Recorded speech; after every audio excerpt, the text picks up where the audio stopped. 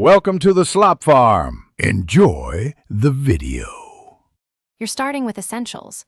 Charge the beats to at least 20% and power them on with the right button. Once done, watch the LED for a steady or flashing cue so you know pairing mode is active. Make sure your phone or computer Bluetooth is enabled and visible. You may need to open Bluetooth settings. You want devices physically close, within 3 feet, to avoid dropouts. Now, move to your device and prepare to select beats from the available Bluetooth list.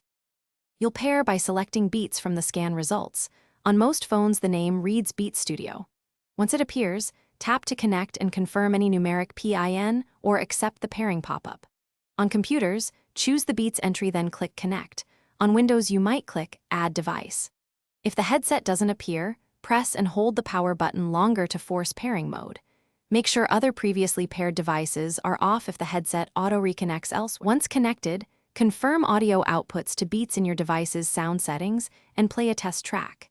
If you get no sound or intermittent drops, unpair and repair, or reset the headset by holding power plus volume for 10 seconds to clear caches. Make sure your phone or computer OS and Bluetooth drivers are up to date. Outdated drivers cause instability.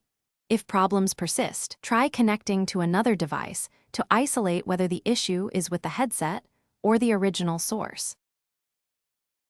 Thanks for watching. Consider subscribing if we helped you today.